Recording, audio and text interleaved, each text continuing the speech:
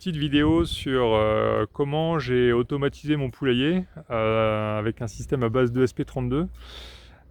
C'est une petite vidéo de synthèse que je fais hein, en plus de l'article qui est sur mon site internet et dont le lien est dans la description et où il y a beaucoup plus de détails, hein. Il y a les schémas, les programmes, etc. Voilà, donc j'ai dû automatiser mon poulailler parce que comme tout le monde, hein, quand on a eu nos poules, une fois passé l'euphorie de les avoir et que c'est sympa, on s'est vite rendu compte de l'enfer que c'est de devoir penser à ouvrir et fermer le poulailler tous les jours hein, pour les protéger des renards, hein, parce qu'on a les bois à côté. Voilà, sans compter les fois où on a dû oublier, hein. Et donc très vite, s'est imposé l'idée de devoir automatiser le système. Alors sur ce poulailler-là, j'ai deux trappes d'accès. J'ai une trappe de volière hein, qui est ici, là. Et il y a une deuxième trappe à l'intérieur hein, pour fermer le poulailler en tant que tel, qui donne accès à l'intérieur. Donc voilà les deux ouvertures. Et alors j'ai fait un système de boîtier de commande qui est là, qui pilote le tout. On va commencer par voir un peu comment ça fonctionne, la motorisation des trappes qui est là et comment c'est fait en termes de logique. Au niveau des trappes, c'est tout simple, c'est des trappes en bois qui coulissent dans des glissières en bois hein, avec un trait de scie dedans là, pour que ça puisse coulisser. Il y a un capteur de fin de course ici là, qui bute sur deux vis, on verra après.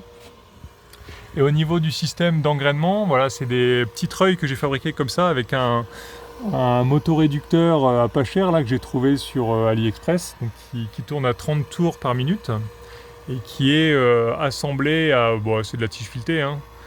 Donc là j'ai fait un trou dans une tige filetée ici pour pouvoir y mettre enfiler l'axe du motoréducteur et y mettre une goupille en travers là, pour que ça l'immobilise. Il y a des petits paliers à roulement qu'on voit ici et qui sont fixés sur deux supports en tôle. Et alors l'idée là c'était de faire des trous très oblongs pour fixer les paliers à roulement de manière à pouvoir, une fois qu'on a mal vissé, un peu comme on a pu les deux languettes de maintien là, de pouvoir visser bien horizontalement l'axe de manière à ce que l'embobinage de cordelettes là il se fasse à peu près uniformément sur l'axe, quoi. Alors voilà, à l'époque j'ai voulu mettre des joues avec des rondelles sur les côtés. En vrai ça sert à rien du tout, hein. On voit que la cordelette elle s'enroule juste au milieu. Et le petit moteur, lui, il est arrêté en rotation par la vis qui est là. Et puis un petit morceau d'alu là que j'ai vissé dessus. Et comme il y a des insectes partout, j'ai bouché tous les trous avec d'autres vis. Voilà, c'est juste une fois tous les ans, ils mettent un petit coup d'huile, leur remplir un peu d'huile, là, la cage à engrenage pour pas que ça suce, quoi. Et puis derrière, un petit boîtier étanche fait en impression 3D. Ça c'est pour mettre à l'abri de la poussière et aussi des insectes la partie balai en fait du moteur pour pareil pour pas que ça suce, quoi. Voilà, donc ça c'est la partie treuil. Pour la partie porte et fin de course, j'ai fait le choix de mettre qu'un seul fin de course qui sert à la fois à détecter la position haute et basse. Ça paraît être une bonne idée parce que comme il y a une pièce de moins, déjà c'est moins cher et puis ça fait moins de panne. En vrai, c'est un peu pénible. Si j'avais à le refaire, je mettrais vraiment un fin de course position haute et position basse. Voilà. Du coup, le fait d'avoir un seul fin de course qui détecte, on entend le clic, hein, la position basse et à la fois la position haute en cliquant dans l'autre sens, ça oblige à faire un peu une séquence d'initialisation quand le système démarre. C'est-à-dire que si le relais, il est pas, le fin de course, il n'est pas appuyé comme ça, du coup, le contrôleur, il sait qu'il est dans une position intermédiaire et il fait que remonter jusqu'à atteindre le fin de course et là, il s'arrête. Et là, il détecte la position haute. Enfin, il en déduit qu'il est en position haute. C'est l'initialisation, elle est finie. Par contre, le problème, c'est s'il est déjà en position basse ou en position haute, hein, là, il n'y a pas moyen de savoir dans quelle position il est. Alors en vrai, ce qu'il fait, c'est qu'il lève pendant quelques secondes, et si au bout de ces quelques secondes-là, c'est un temps défini, le fin de course il est dégagé, ça veut dire qu'il était en position basse et il continue à remonter toute la course jusqu'à un nouvel appui du fin de course, ça veut dire qu'il est en position haute. Par contre, S'il était en position haute, bah, même principe, il monte de la même valeur que prévu auparavant. Par contre, au bout d'un certain temps, avant que ça saute de la languette, hein, bah, s'il n'a toujours pas dégagé le fin de course, en fait, ça veut dire qu'il n'était pas en position basse, mais en position haute. Et là, alors, il se met à descendre de un peu plus longtemps pour dégager le fin de course. Et puis, il remonte pour réappuyer le fin de course. Et là, il en déduit qu'il était en position haute. Donc voilà, le petit algo de détection là, ça marche, il n'y a pas de problème, hein, ça fait plus d'1 an que ça marche. Mais si c'était à refaire, pour que ce soit vraiment plus simple, je mettrais 2 fins de course. Donc voilà. Au niveau du reste du poulailler, bon après c'est classique, hein, il y a tout un système de filerie qui court le long des parois pour aller jusqu'au contrôleur. Parce qu'il y a plusieurs types de capteurs. Par exemple, ça c'est le pondoir avec le couvercle. Dedans, voilà, il y a la filerie qui sort. Là, il y a un capteur d'ouverture couvercle pondoir avec son aimant qui est là. C'est des petits contacts rides là à aimantation. À l'intérieur, l'ouverture de la porte là, c'est permis par une sorte de petite lyre là du fil. Et à l'intérieur, toute la filerie, elle arrive sur un connecteur DB25 là, des anciennes imprimantes, qui débouche jusqu'au contrôleur qui est là, quoi. Et voilà. Du coup, ce contrôleur-là, on le verra ouvert un peu plus tard là dans la vidéo. Et donc, il comporte un ESP32 là qui est enfermé derrière. On voit l'écran, le clavier. Et puis ici, il y a 3 photorésistantes, on en parlera après. Et puis en dessous, il y a un capteur environnemental, là, un BME 280 pour tout ce qui est température, hygrométrie, pression de l'air et tout ça. Alors du coup, le contrôleur, voilà ce qu'on voit sur l'écran d'accueil normal. Alors là, l'écran il est rétro-éclairé parce que comme j'ai ouvert des portes, des trappes et tout ça, voilà, il s'éclaire pendant quelques minutes puis il finit par s'éteindre. Alors sur le contrôleur, là j'ai simulé un reboot.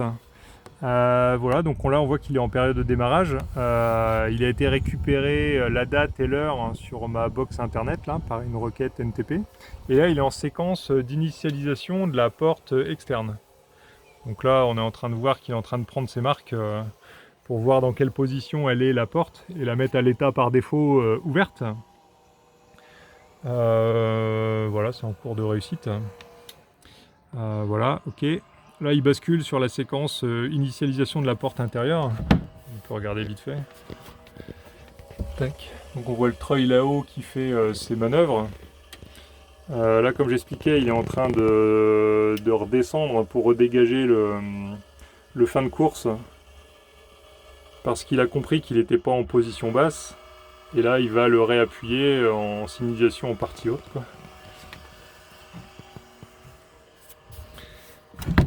Hop, voilà. Quand l'initialisation elle est finie, on bascule sur l'écran d'accueil du poulailler. Au niveau de l'affichage du superviseur, voilà le premier menu du système. Alors c'est un menu c'est un écran d'affichage sur l'état des portes. Donc là on voit que les 2 portes intérieures et extérieures, elles sont en mode auto sur seuil luminosité. Alors voilà, dans le programme il y a un seuil de luminosité et quand il est atteint, la porte elle s'ouvre, alors je crois que c'est 1 heure après, de manière à ce que le jour il s'établisse bien. Et à l'inverse, le soir, quand le seuil il est franchi à la baisse, pareil, les portes elles attendent, je crois que c'est 1 heure ou 40 minutes, que les poules elles aient bien le temps de rentrer avant de fermer les portes. Ces modes-là, j'ai aussi le mode auto sur plage horaire. Donc sur un autre écran, on peut régler les plages horaires. Et il y a un mode manu sur fin de course, c'est-à-dire que voilà, on appuie sur porte ouverte, ça l'ouvre entièrement, fermée, ça la ferme entièrement. Et il y a un mode manu pas à pas, où là, chaque appui sur haut ou bas des touches, là, ça lève de quelques millimètres chaque porte. Ça, c'est plutôt pour faire des réglages ou pour débugger les trucs, quoi. Voilà. Donc ça, c'est les 4 modes de fonctionnement des portes, mais le mode normal, c'est auto sur seuil de luminosité. Comme ça, tout au long de l'année, il n'y a pas besoin de retoucher l'horaire. Voilà, parce que l'hiver, les journées sont beaucoup plus courtes que l'été, quoi. Menu suivant, ça c'est un écran de récap de tout ce qui est mesure de la station météo et qui sont donc transmises toutes les 15 minutes à la domotique JDOM là chez nous. C'est des moyennes glissantes au quart d'heure. Voilà, donc les mesures elles sont prises toutes les minutes et c'est lissé sur 15 minutes et toutes les 15 minutes c'est envoyé pour archivage. Ça c'est un écran d'état des ouvertures, des fermetures de portes. Donc là par exemple on voit le pondoir là, quand on l'ouvre, bah voilà, il détecte que le pondoir il est ouvert quoi. Voilà, je le ferme. Et donc ça c'est retransmis en direct pareil à la domotique JDOM là qu'on utilise pour la maison. Ça c'est un écran voilà, de signal Wi-Fi, là, la force en direct du signal Wi-Fi. D'autres infos, notamment une résistance anti-gel à l'intérieur là, dont on parlera après là, quand on ouvrira le boîtier pour regarder en détail ce qu'il y a dedans. C'est pour pas que ça gèle l'hiver tout ce qui est là-dedans là, parce que c'est un peu sensible au gel là, ces électroniques là. Ça c'est le journal d'erreur, donc là actuellement il n'y a pas d'erreur et pas d'anomalie. La différence entre les deux, c'est les anomalies, c'est un peu les anomalies de fonctionnement non bloquantes. Donc par exemple, quand j'ai des données mesurées qui n'arrivent pas à être transmises par le Wi-Fi, parce que les requêtes HTTP, quand elles sont envoyées vers la domotique JDOM, elles reviennent avec un code d'erreur d'échec de transmission, quoi. Donc ça, si on a plusieurs répétés, voilà, ça fait une anomalie. Pareil, si on perd la connexion Wi-Fi trop longtemps, qu'est-ce qu'il peut y avoir aussi? Si j'ai un problème sur les 3 photorésistantes là, photorésistances qui servent à mesurer la luminosité, ça j'en parlerai après, ça c'est des anomalies. Voilà, c'est quelque chose qui n'empêche pas le fonctionnement quoi, mais il faut les réparer quoi. Et sinon les erreurs, ça c'est les erreurs bloquantes. Donc par exemple c'est quand j'ai une porte qui bloque. Le SP32 il a des valeurs de limite de temps d'exécution, que quand la porte elle manœuvre, enfin elle n'atteint pas le fin de course avant ce temps-là, bah, ça sort en erreur comme quoi la porte elle est sûrement bloquée ou quoi, hein. Ça évite de déballer, de dérouler tout le fil du treuil et que ça fasse un nœud. Voilà, en quelques secondes après la durée théorique d'ouverture, si on n'a toujours pas ouvert, bah, c'est qu'il y a un problème et ça s'arrête quoi. Donc ça c'est une erreur bloquante. Parce que là, le système, il ne peut pas savoir dans quel sens sont les portes et si c'est bon ou pas, quoi. Donc ça fait une erreur bloquante, ça s'affiche là. Et tout le reste du poulailler s'arrête en termes de fonctionnement, quoi. En plus de ça, les codes d'erreur et d'anomalie sont envoyés vers la domotique JDOM. Et il y a une fonction qui permet d'envoyer des mails dans la famille quand ça arrive. Voilà, donc ça, on reçoit des mails au cas où il y a une anomalie de fonctionnement comme... voilà, une porte qui commence à mettre un peu plus de temps que ce qui est prévu pour s'ouvrir, et il faut venir voir, hein, peut-être que ça commence à coincer ou quoi.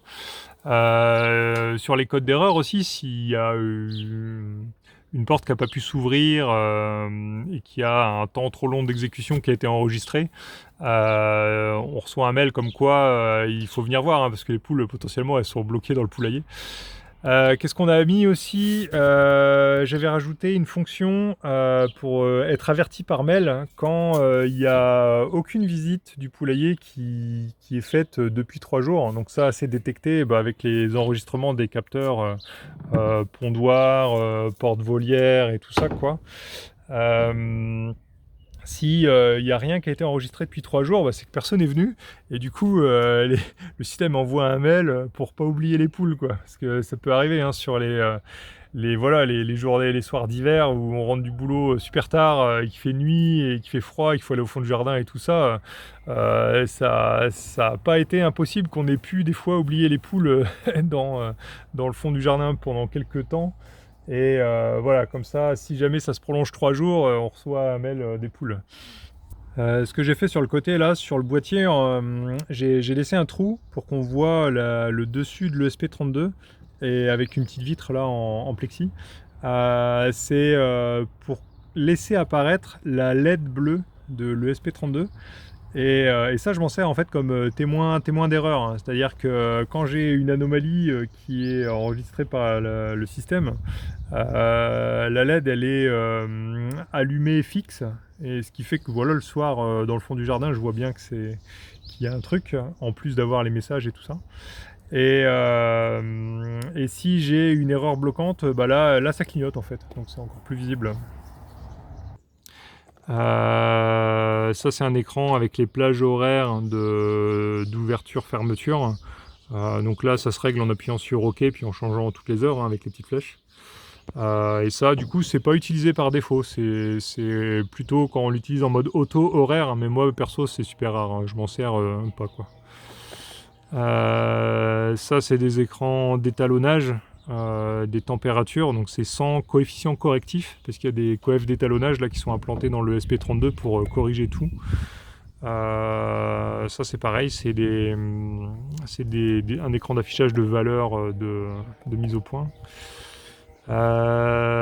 Ça c'est les valeurs de retour des photorésistances qui sont là.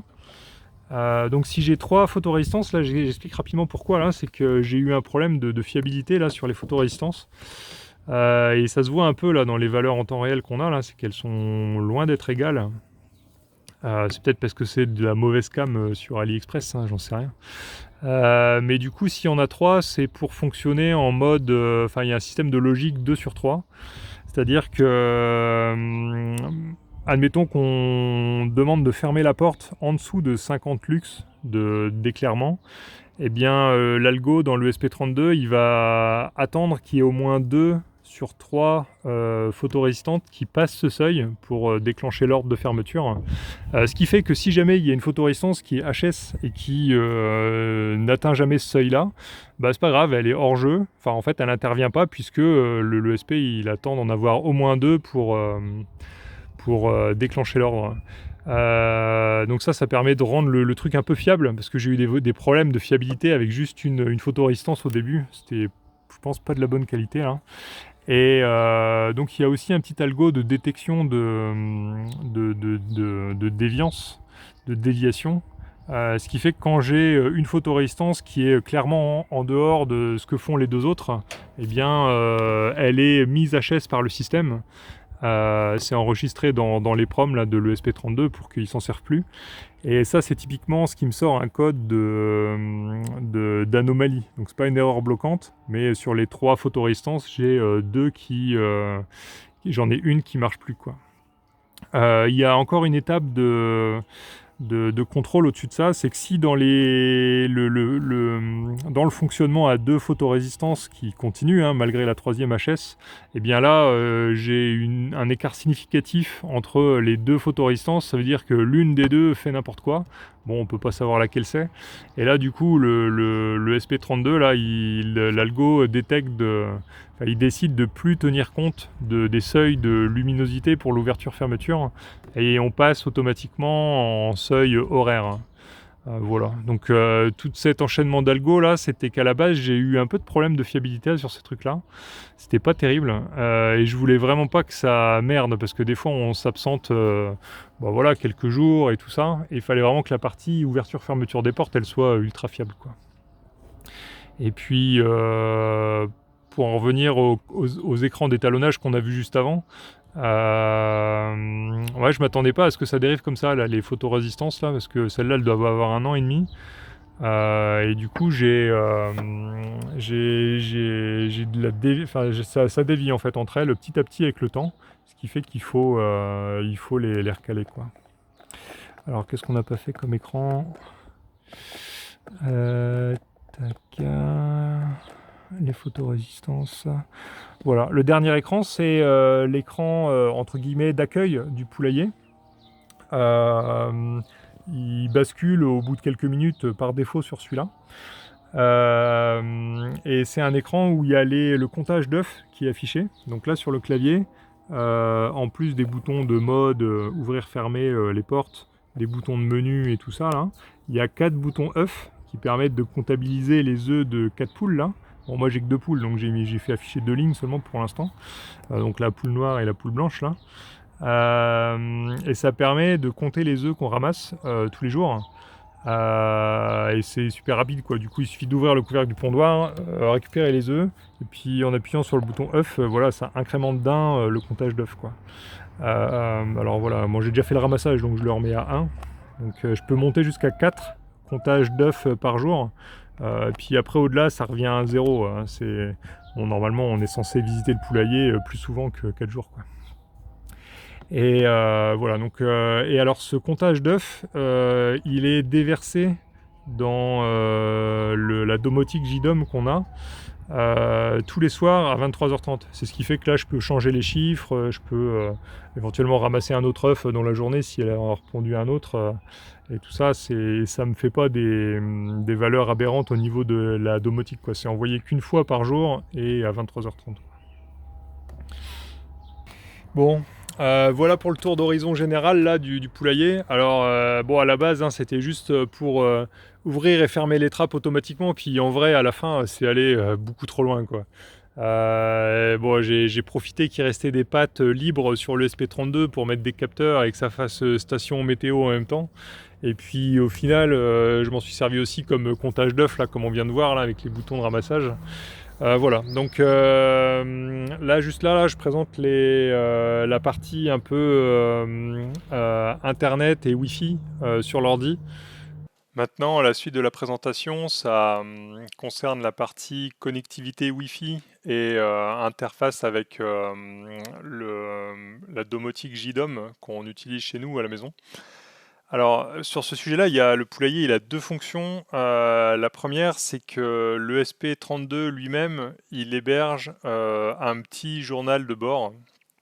Euh, pour ça, j'utilise la librairie Elegant OTA dessus, qui me permet d'afficher des pages web, donc de servir de petit serveur internet sur l'ESP32. Et donc la page du journal de bord à laquelle on accède dans un navigateur, hein, en mettant l'IP du poulailler. Il y a d'abord un petit pavé sur l'état actuel des capteurs, hein, et les modes de fonctionnement du poulailler. Bon, là on voit que c'est en mode auto sur seuil luminosité et que les portes sont ouvertes. Ça c'est rafraîchi toutes les minutes. Il y a aussi deux sections liste des anomalies de fonctionnement et des erreurs de fonctionnement, là dont je parlais pendant la présentation de dehors. Et un journal des événements où là, c'est pas des erreurs, hein, c'est juste en quelque sorte un log de tout ce qui fait le poulailler, quoi. Donc là, au hasard, voilà, c'est le matin. Il y a les seuils de luminosité qui sont franchis pour les ouvertures des trappes. Ensuite, les trappes commencent à s'ouvrir. Enfin, elles sont ouvertes. Et voilà, quoi. Une fois par jour, on voit aussi que le poulailler, il interroge ma box internet pour mettre à jour son heure locale. Du coup, c'est fait par le protocole NTP. Et comme j'expliquais aussi, là on voit que c'est une trace qu'à 23h30, le poulailler il envoie les stats des œufs qui ont été pondus, quoi. Donc ça fait un troisième pavé de texte. Et tout ce texte-là, il est stocké dans la RAM de l'ESP32. Comme il y a toujours des écritures, hein, c'est pour pas le déglinguer, hein, parce que si on met ça dans la mémoire EPROM, ça va l'abîmer avec le temps. Et du coup, c'est pour ça qu'il fait pas des kilomètres, c'est parce que pour tenir dans la RAM, il doit faire 10 kilooctets au maximum. Et donc voilà, c'est un effacement circulaire, quoi. Les plus anciennes lignes disparaissent quand il y en a des nouvelles, quoi. Et donc l'avantage d'avoir un journal de bord hébergé directement sur le poulailler, c'est que ça permet d'être interrogé à distance via le Wi-Fi sans passer par la domotique JDOM, au cas où celle-ci marche pas, au cas où il y a d'autres problèmes, quoi. Donc voilà pour ça. Et du coup, en plus, le fait qu'il y ait cette librairie OTA sur le SP32, ça permet de reprogrammer le SP32 à distance via le Wi-Fi. OTA, hein, c'est ça, hein, ça veut dire over the air. Et alors ça, c'est carrément pratique. Parce que voilà, au début de mettre ça en place, il fallait aller au fond du jardin, poser l'ordi sur le toit du poulailler avec le câble USB, le tout ça pour reprogrammer l'affaire là, quand on voulait ajouter une fonction corriger un bug. Et en vrai, du coup, maintenant que c'est reprogrammable à distance, de son canapé, on peut mettre à jour et reprogrammer le poulailler qui est au fond du jardin. Et ça, c'est vraiment top. Ça m'est même arrivé en me connectant au réseau de la maison par VPN à distance de bosser, à améliorer le poulailler alors que j'étais au loin. Voilà, je reprogrammais mon poulailler au fond de mon jardin alors que j'étais à 500 km de là, juste par le réseau et Wi-Fi. Là. Ça, c'est trop marrant, quoi. Voilà, donc ça, c'est la partie journal de bord poulailler qui est donc hébergé dessus et qui sert un peu de diag temps réel de tout ce qu'il peut faire. Et en vrai, la fonctionnalité principale, hein, c'est plutôt que le poulailler envoie ses données vers une interface qui est hébergée sur de la domotique. Donc ici, c'est JDOM. Voilà, donc ça, c'est tel qu'est présenté l'interface poulailler sur notre domotique JDOM. Donc c'est juste une page, voilà. Hein. Alors au niveau design, elle est un peu étroite parce qu'en vrai, c'est surtout pour bien passer sur les écrans des smartphones, là. Comme ça, on peut le lire facilement, quoi. Donc, qu'est-ce qu'on voit sur cet écran-là? Eh bien, voilà, on voit en temps réel les ouvertures et fermetures de toutes les trappes. Voilà, c'est en temps réel. Hein. Si on l'ouvre, on voit que ça s'ouvre ici en 1 ou 2 secondes. On voit aussi les reportings de tous les capteurs, hein, température, hygrométrie, pression atmosphérique, luminosité, les portes, tout ça. Donc ça, c'est du relevé quadri-horaire, donc tous les quarts d'heure, ça déverse. Donc là, on voit que c'est précisément à heure pile ou à écart ou à la demi.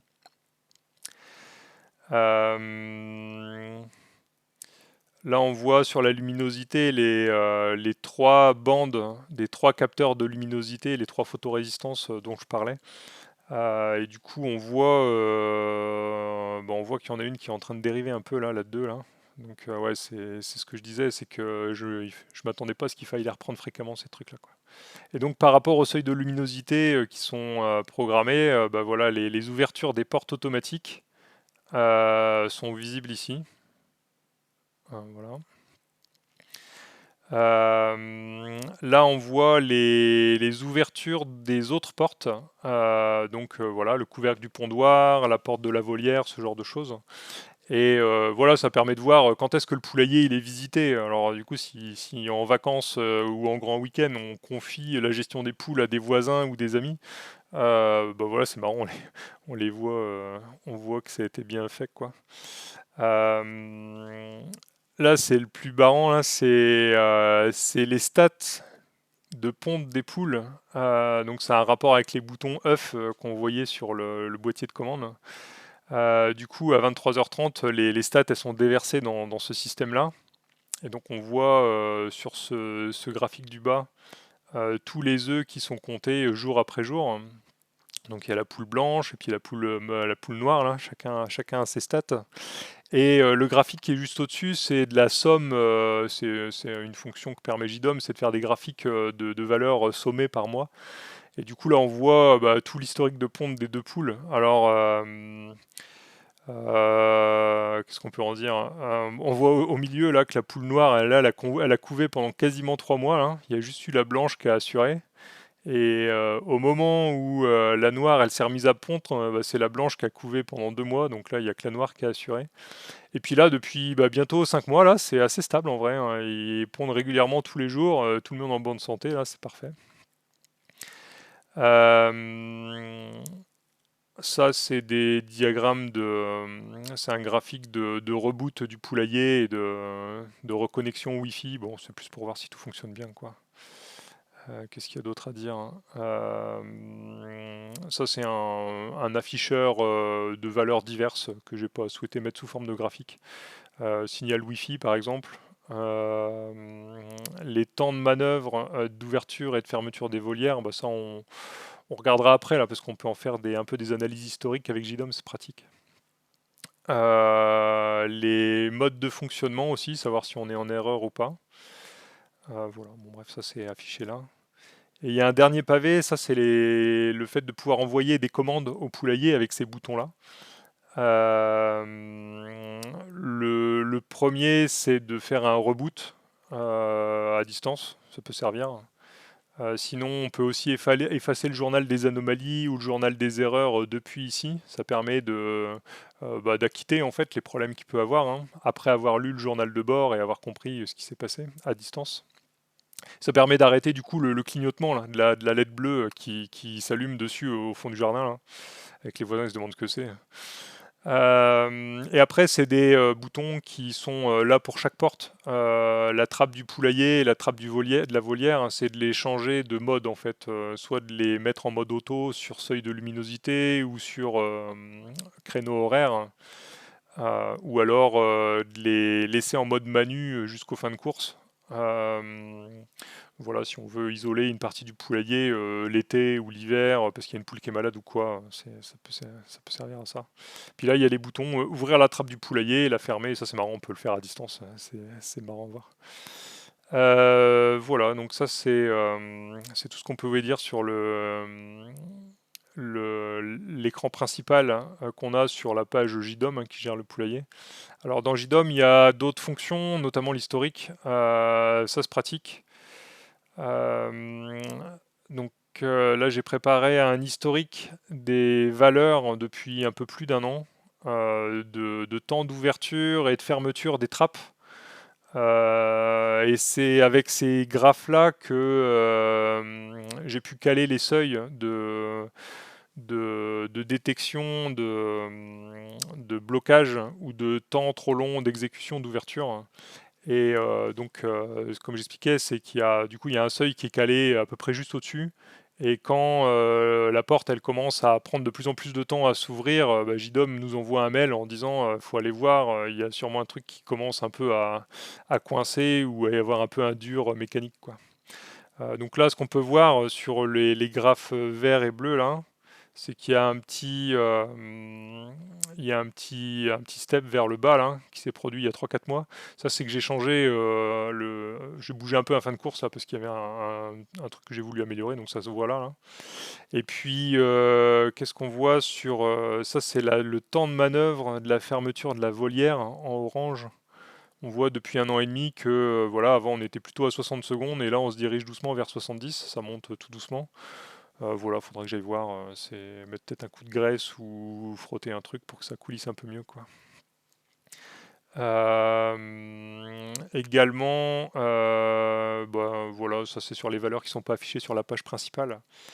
Ça c'est l'historique depuis un an et demi des puissances de réception du signal Wi-Fi qui sont loguées par le poulailler. Et donc, comme je montre ça parce qu'on m'a plusieurs fois demandé, mais du coup, en vrai, comme le poulailler il est au fond du jardin, il est à plusieurs dizaines de mètres, hein, de la maison.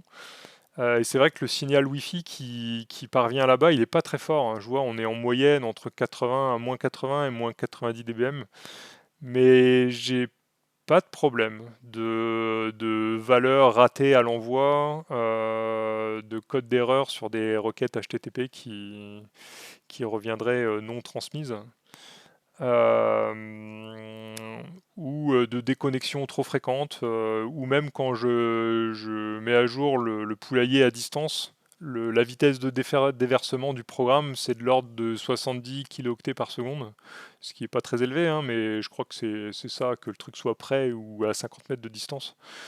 Et du coup, je vois pas vraiment de différence, donc ça fonctionne plutôt bien, ouais. Voilà, c'est tout ce qu'on pouvait dire sur la partie poulailler, interface informatique avec le journal de bord, hein, et l'interface JDOM, les relevés de capteurs et puis la logique et puis ce qui est surtout l'historique de ponte là, ça c'est pratique ça. Et pour finir, quelques mots sur la construction du circuit électronique et du boîtier. En vrai, j'ai commencé plutôt par le circuit électronique là, qui a fonctionné sans boîtier pendant quelques mois, hein, au début du développement. Alors, c'est relativement simple en vrai.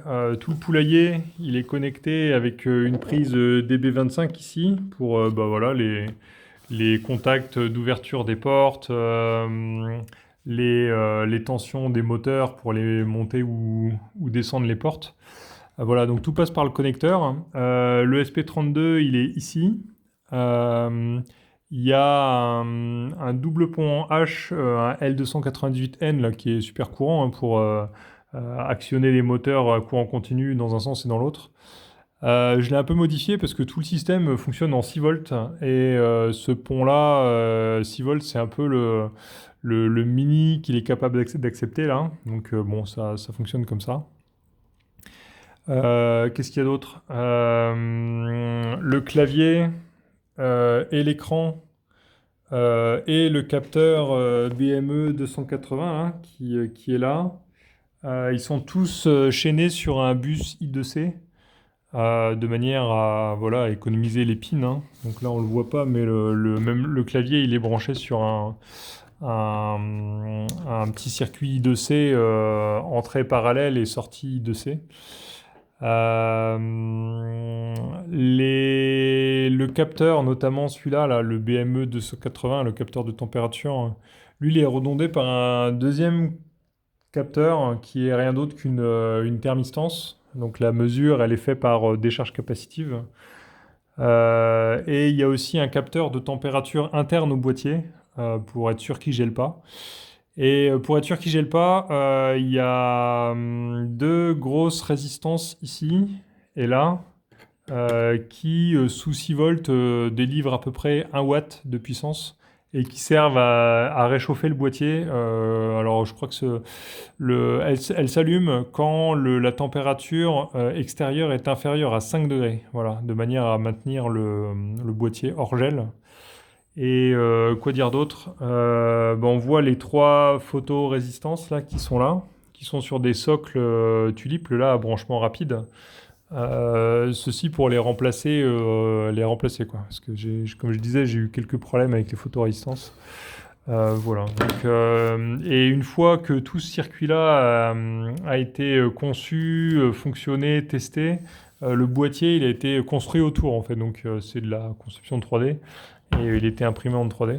Donc c'est pas forcément un matériel qui est reproductible tel quel, hein, puisque vous voyez même le système, le circuit électronique, on voit pas l'envers, hein, mais c'est repiqué de fils partout, parce que c'est quand même toujours un prototype, quoi. Voilà pour la partie boîtier de commande et puis son interne.